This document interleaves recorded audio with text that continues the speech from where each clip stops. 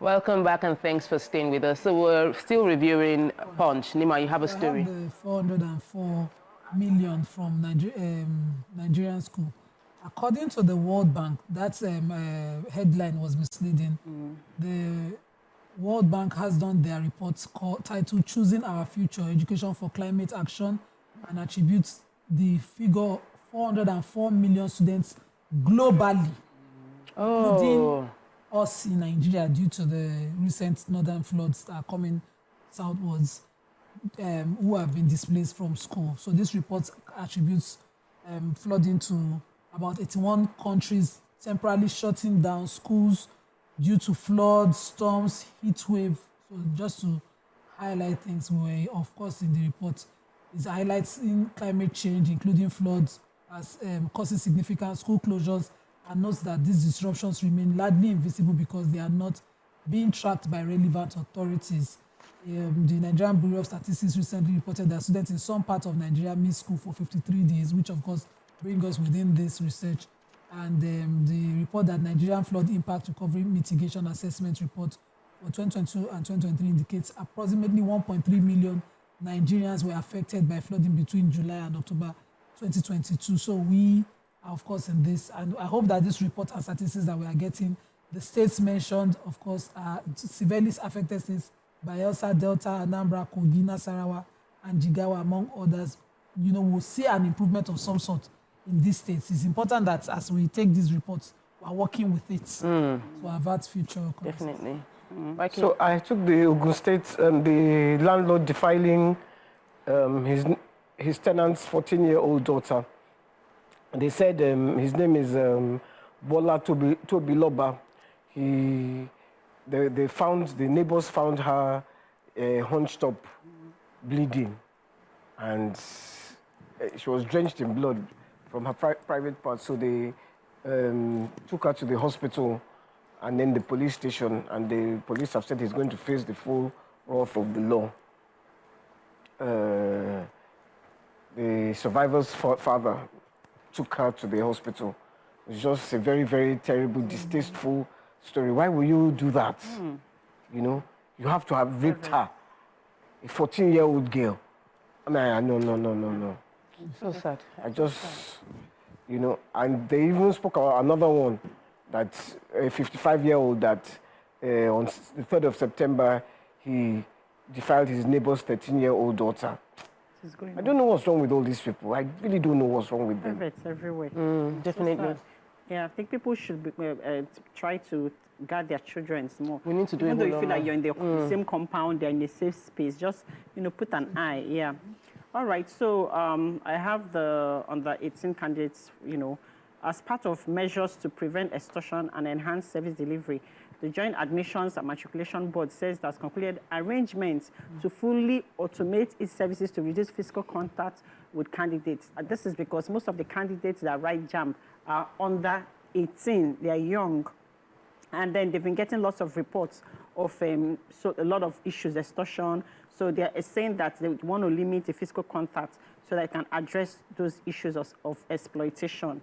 They also said the Professor Oloyede, who happens to be the JAMB registrar, said that he's urging students that will have accused JAMB officials of extorting exploitation, that they should come forward with strong physical evidence that can enable them, credible evidence that can enable them pursue these issues, that he can vouch for 99% of his officials, but that if you have anything, if any of the officials is found wanting, that the full extent of the law be used against the person.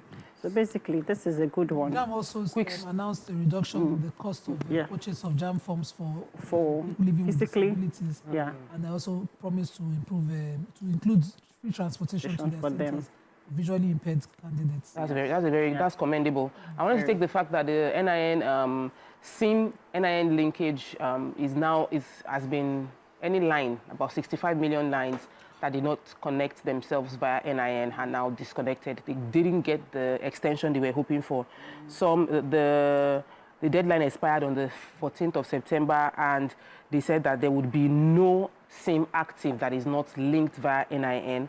And They said while they cannot ascertain the total number of lines disconnected, they know at least it is less than 65 million, because 65 million SIMs are exposed, and some people were registering on the final day. So maybe over the next 1 or 2 weeks, we'll have that data on the specific number of SIMs that have been disconnected. I think it is extremely good. Even me, I'm on my staff now, everybody, even farmers, get your NIN. I want to have that NIN. At least that way we can trace you anywhere you go to. Moving on to Daily Sun, major headline.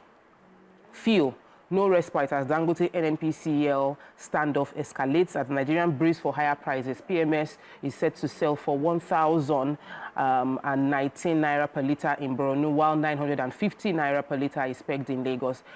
Ipman slams NNPC Limited. Other news you would see, Eid Maulud, Governor Obi, others greet Muslims. IPOB warns against continuous detention of Kano. Bandits kill 5 in Fresh Plateau attack. Oil theft. Military intensifies clearance operations of bunkering sites in Niger State and arrest 9 suspects. Will rehabilitate Borno's flood victims. That's from the president. Ndume donates 50 million, rallies Southern Borno leaders. WTO, that's World Trade Organization, why I'm seeking second term. That's from Okonjo Iweala. Who has that story? I do. Please. Okay, yes. So the World Trade Organization, WTO Director General Ngozi Okonjo-Iweala has confirmed that she's seeking another 4-year term as head of the world body. Already, there is a broad African-led push to start the process early, aiming to complete unfinished business. She said that she would like to be part of this chapter of the WTO, and because she intends to focus on delivering during the second term. Among the priorities that were addressed are also unfinished business. That this include a deal on ending fisheries subsidies and reaching a breakthrough in global agriculture negotiations, as well as reforming the WTO's harbor disputes system and decarbonizing trade. We all know that during the Trump's regime in the past, that she did not get the support that she needed because they pushed for policies, because they pushed back on that. But then during the Biden administration, she got all the support.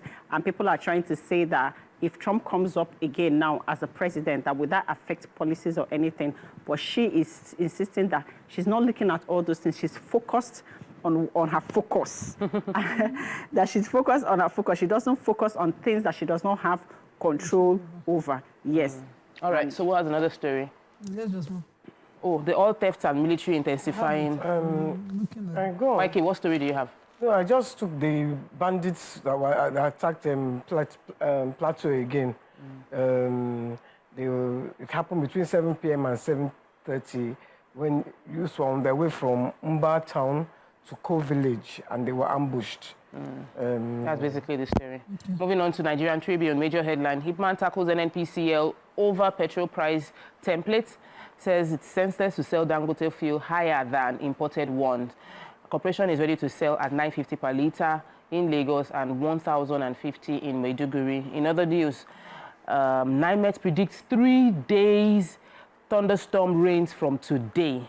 More donations for Borno flood victim as the president visits vows to fight climate change impact. 4 days to the Edo election, PDP, APC supporters at ante, up the ante. Federal government set to exploit 7 trillion halal markets, and no reversal on model colleges' new boarding fees. Lagos government insists. What story do we have? Okay, so the boarding fees have been an issue. The model colleges in Lagos had their fees increased from 35,000 to 100,000 naira as this new boarding fee. As announced by the Deputy Director of Public Affairs, Ministry of Basic and Secondary Education, Mr. Ganyu Lawal, said that there was no going back on these fees. Parents had led protests saying that Lagos State provides should revert to the old fees. But Mr. Lawal is insisting that Lagos State provides free education in 1,021 primary schools, 369 junior secondary schools, and 329 senior secondary schools, which includes the 32 model colleges across the state. But the cost of boarding fees continue to be that cheap and is costing, so they expect that parents will continue to pay.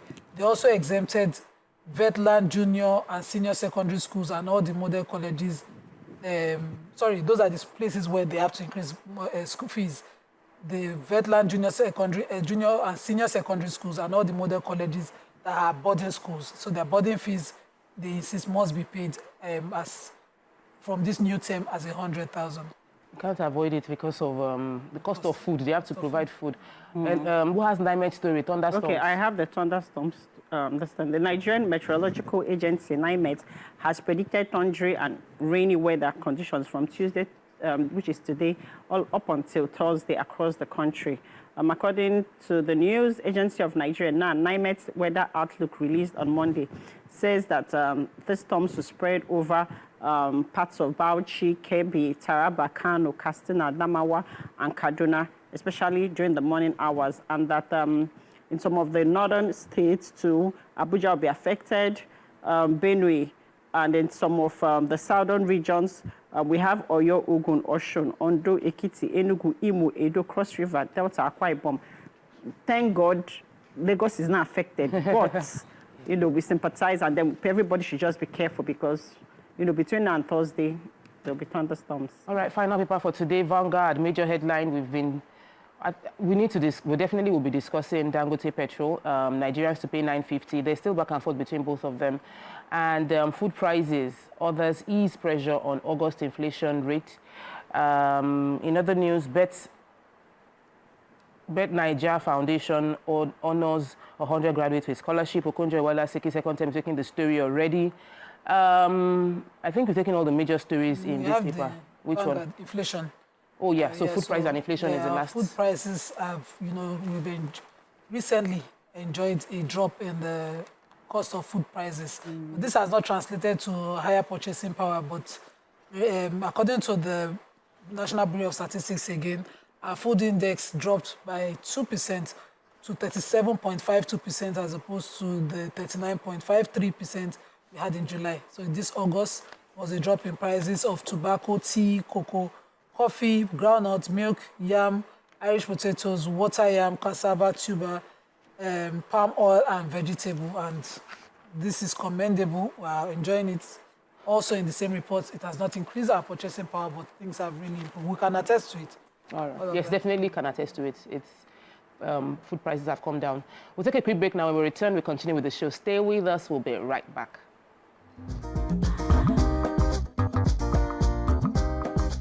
Stay tuned. Your View will be right back.